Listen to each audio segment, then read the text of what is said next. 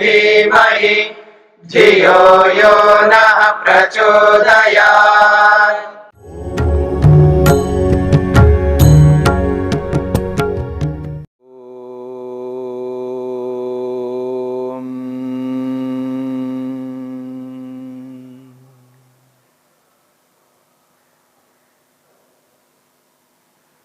मन को एकाग्र करने के उपायों में महर्षि पतंजलि ने समाधि पाद के 38वें सूत्र में स्वप्न निद्रा ज्ञानालंबनम वा इस 38वें सूत्र को प्रस्तुत करते हुए 2 प्रकार के उपाय बताए।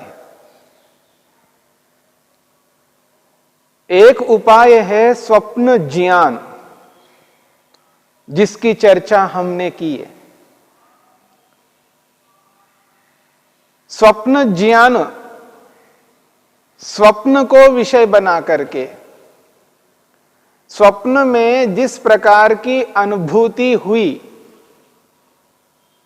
जो अनुभूति सुखदाई, कल्याणकारी, मन को प्रसन्न, शांत,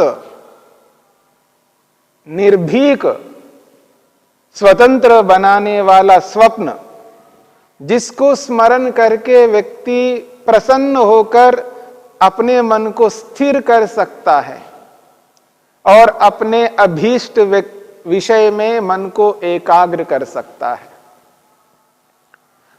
प्रारंभिक योगाभ्यासी, जिसने योग को प्रारंभ किया है, अभी इतना अनुभव नहीं है, योग में विशेष गति को प्राप्त नहीं किया, मन को सांसारिक विषयों से हटाकर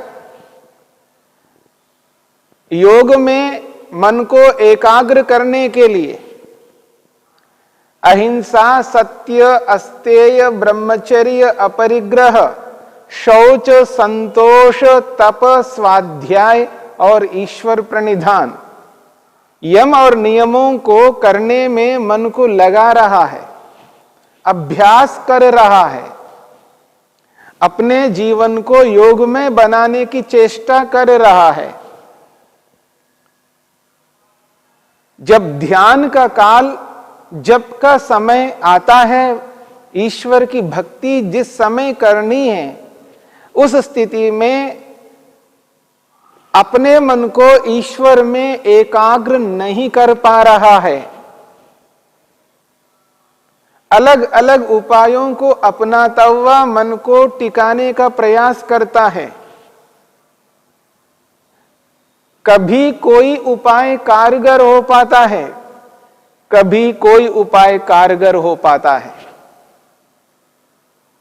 एक ही उपाय हर समय, हर स्थिति में कारगर हो जाए, प्रारंभिक योगाभ्यासी के लिए बहुत कठिन है। इसलिए प्रारंभिक योगाभ्यासी परिस्थिति विशेष में अपने ज्ञान के स्तर के अनुसार, अपने ज्ञान के स्तर के अनुसार व्यक्ति अलग अलग उपायों को अपनाता हुआ अपने मन को ईश्वर में एकाग्र करने की चेष्टा करता है। इन समस्त स्थितियों को ध्यान में रखते हुए प्रारंभिक योगाभ्यासी की जो मानसिक स्थिति है, मानसिक स्थिति को ध्यान में रखते हुए, उसके ज्ञान के स्तर को ध्यान में रखते हुए, उसके अभ्यास को, उसके अनुभव को ध्यान में रखते हुए महर्षि पतंजलि ने अलग अलग उपायों को प्रस्तुत किए हैं।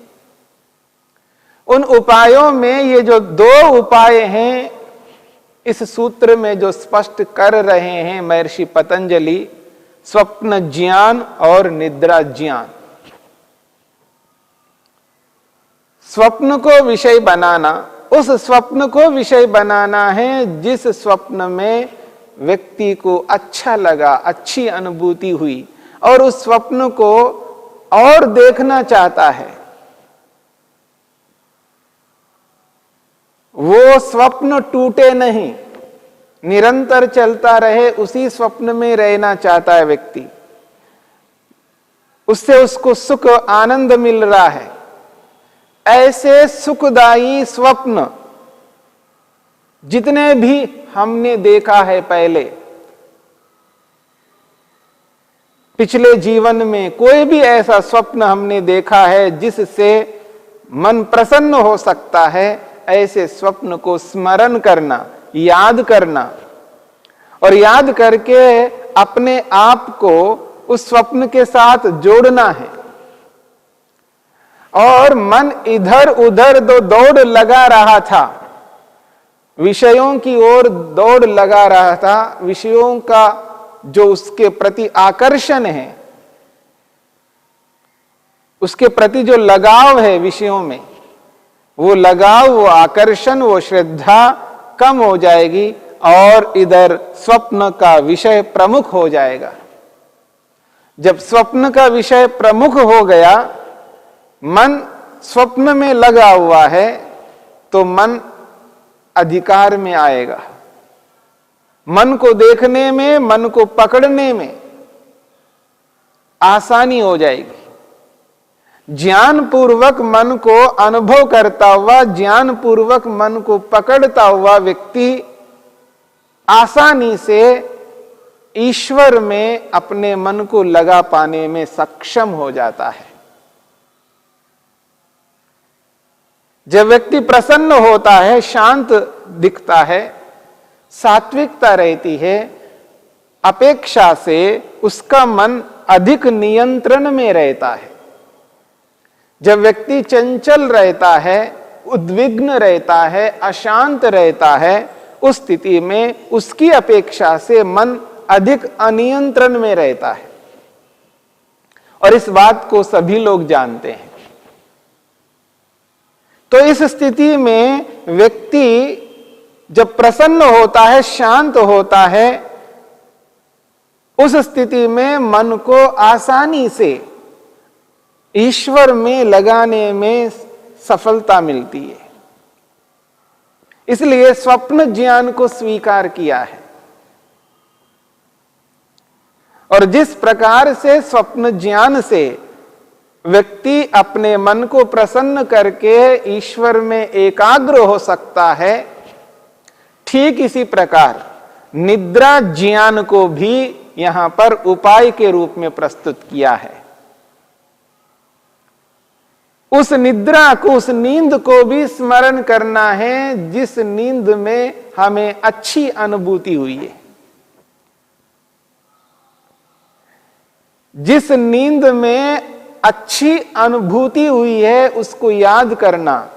उस दिन जो नींद मैंने ली थी, कितनी अच्छी नींद ली, कितनी अच्छी अनुभूति हुई है, ऐसी नींद को, ऐसी अनुभूति को स्मरण करना और स्मरण करके मन को प्रसन्न करना, शांत करना, और प्रसन्न मन एकाग्र होने में सक्षम हो जाता है। जिस प्रकार स्वप्न ज्ञान मन को एकाग्र करने में सक्षम है, उसी प्रकार निद्रा ज्ञान भी मन को एकाग्र करने में सक्षम है। निद्रा ज्ञान यानी निद्रा में होने वाला ज्ञान, जानकारी, निद्रा में होने वाली अनुभूति, एहसास, यानी नींद में भी अनुभूति होती है, नींद में एहसास होता है, अनुभव होता है, नींद में ज्ञान होता है। इस बात को समझने का प्रयत्न करना। अक्सर मोटे तौर पर लोग कहा करते हैं नींद में किसी भी प्रकार का बोध नहीं होता, ज्ञान नहीं होता है। यानी निद्रा को ज्ञान शून्य माना जाता है। निद्रा को ज्ञान शून्य माना जाता है, परंतु निद्रा में ज्ञान शून्य नहीं होता। हां, जो लोग निद्रा को ज्ञान शून्य मानते हैं वो मोटे तौर पर स्वीकार करते हैं, या वह कथन जो है मोटे तौर पर है, स्थूलता से है, सूक्ष्मता से नहीं है। निद्रा में ज्ञान शून्य जो कहा जा रहा है, वो जो ज्ञान शून्यता है वो जागृत अवस्था की दृष्टि से है।